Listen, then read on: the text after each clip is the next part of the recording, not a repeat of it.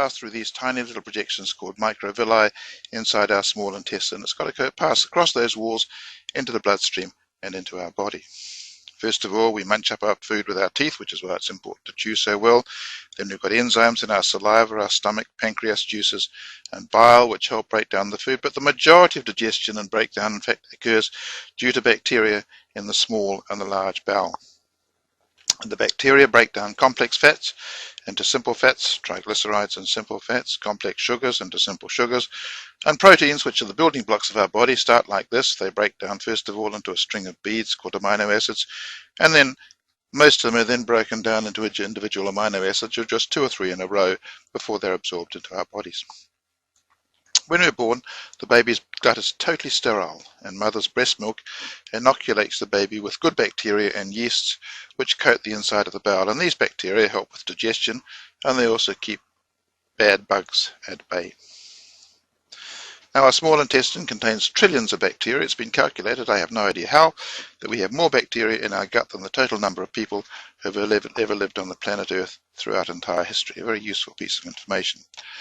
We've got good bacteria, and these keep the bowel clean. They help break down food. They make some B vitamins and the K vitamins, and they also suppress the bad bacteria, which spend their lifetime damaging the gut walls, creating infections, putrefaction, inflammation, flatulence, bad breath, and stop absorption. Very nasty little fellows. Just to realize how important these good bacteria are, if you give antibiotics to a cow, you'll kill off many of the good bacteria, and if they're not replaced, the cow cannot break down grass food. This cow starves and in actual fact dies, and most farmers give animals good bacteria probiotics after they've had a course of antibiotics. Some people wonder why we have an appendix. Is it a design fault? And the answer is it most definitely is not. The appendix is a reservoir of good bacteria, and it's protected from diarrhea and antibiotics, so that at the end of the course of antibiotics or diarrhea, all the good bacteria sitting down there in the appendix can zoom up and recolonize the bowel. Good bowel health is when you've got about 85% good and less than 15% bad bacteria.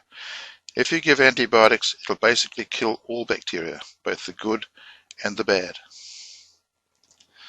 And after the antibiotics, the bacteria grow back, and usually more than 15% of the bad come back again. And antibiotics aren't just simply in the pills we take for an infection, but they're in our food: chicken, fish, meat, eggs, milk.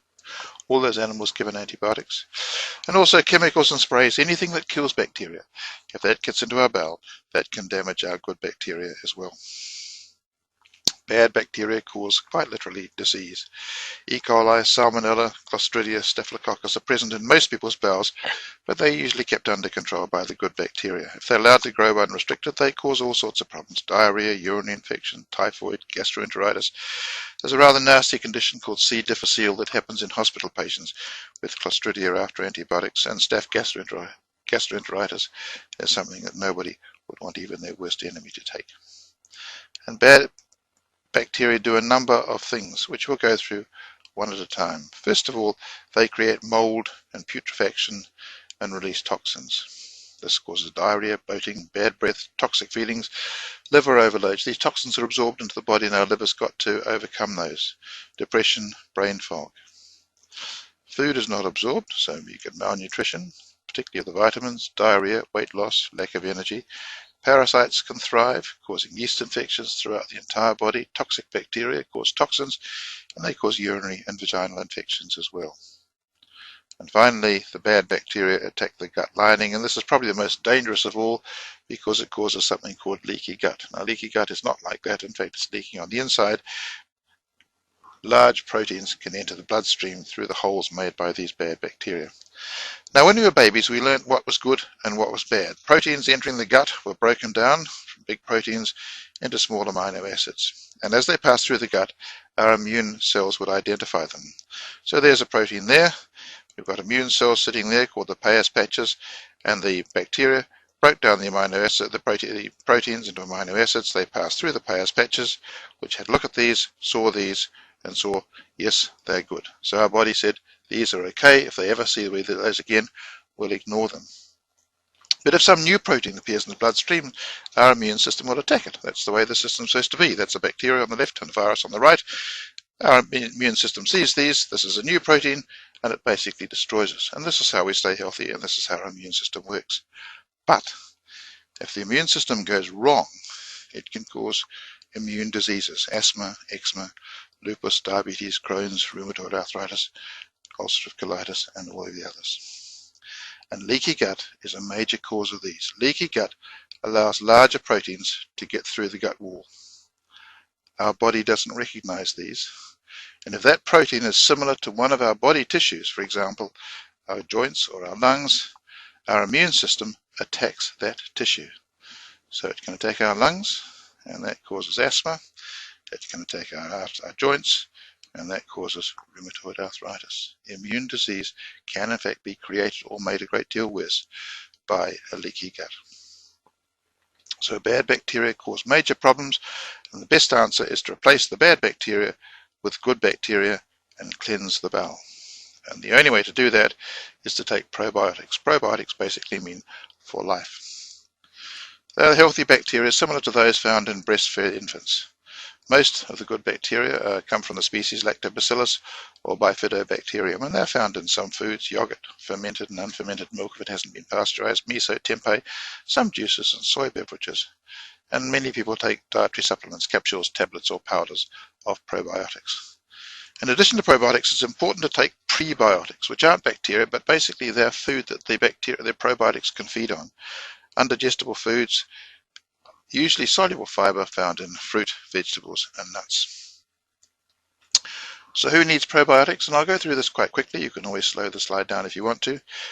When any bowel bacteria are causing symptoms, such as people with diarrhea, bloating, flatulence, irritable bowel syndrome, when you've been under or been ill or under stress, during and after a course of antibiotics, after an overseas trip or while you're traveling, if you've got acute gastroenteritis, and other conditions which people should really be considering taking probiotics for. People with Crohn's disease, ulcerative colitis, other immune diseases after bowel surgery, urinary and vaginal infections, people who've got food allergies, eczema, particularly in children, and old people, people in hospitals, nursing homes, and people with immune system problems.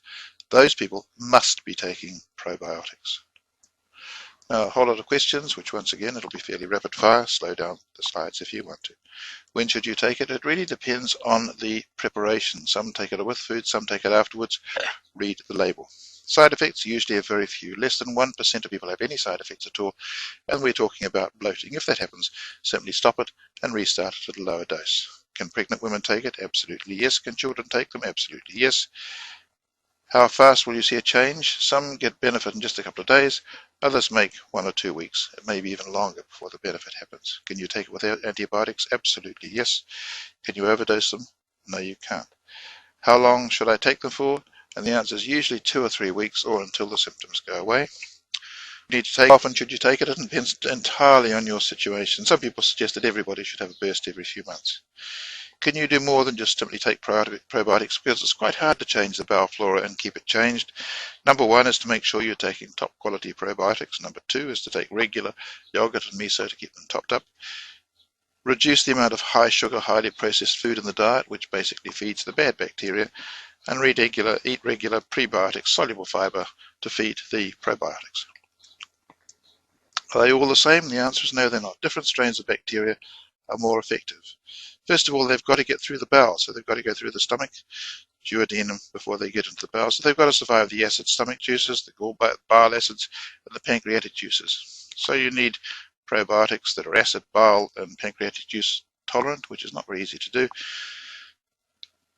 Some people coat each bacteria with a gel matrix, others use enteric coated capsules that basically don't dissolve until they've passed through the pancreatic juices.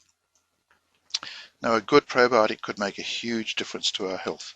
I believe we should be taking a short course of probiotics regularly. Everybody, every 4 to 6 months, should be taking a course of probiotics. When you travel overseas, particularly if the food is somewhat debatable, take probiotics. Everybody who has a course of antibiotics, whether it's oral or intravenous, should be on probiotics while they're having it and when they're finished. Anybody with any bowel disturbance, people with allergies, immune diseases,